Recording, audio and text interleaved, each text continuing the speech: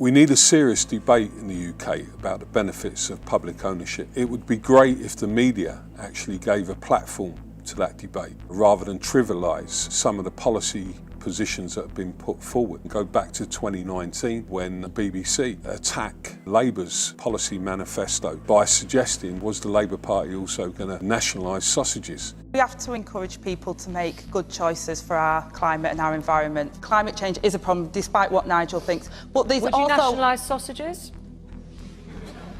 No.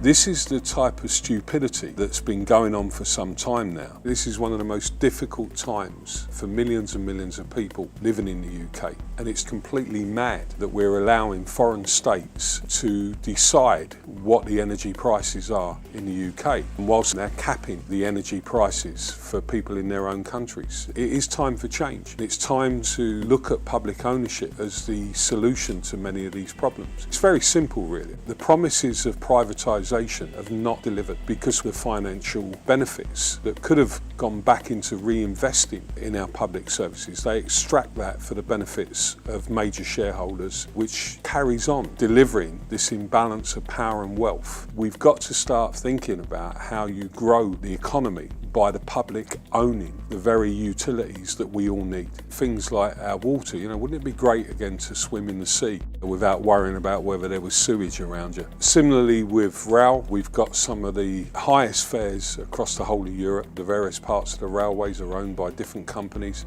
There's no coordination. The infrastructure is falling apart because there's been no serious investment, because every company that has a bit of the pie is looking to maximise their profits out of that rather than build the infrastructure that you need. German governments own a lot of the shares, German railway companies, and they do that so that they start to subsidise from the benefits of that their own railway systems. What I'd like people to think about is, well, what are the solutions? Because the decades we've had of a neoliberal agenda where the market rules everything is not working. Since Thatcher, we've privatised more of our utilities, of all the things that we did own, we no longer own. If you look at that in the context of the really serious challenges that society is facing, then there's a big case for more public ownership now, both in terms of being more efficient, in terms of building a carbon-free economy, in looking after workers in a more fairer way, but also in ending this crazy situation that we've got in the UK where we have an extractive system. Money is not being invested in the key infrastructure of the UK, it's being taken out. The irony is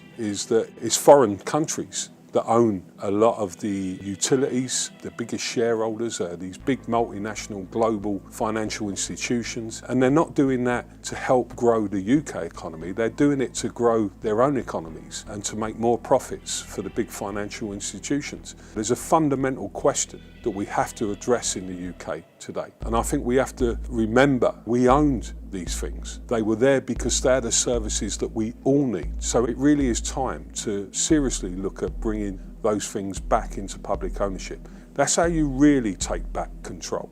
That's how you really create a levelling up agenda that benefits everybody in society. Mainstream media is biased against working class people. It only wants to push forward the voices of the billionaires, the big multinational organisations and political parties that have no interest in seriously raising living standards in the UK. If you want to do something about that, then you must support Double Down News on Patreon.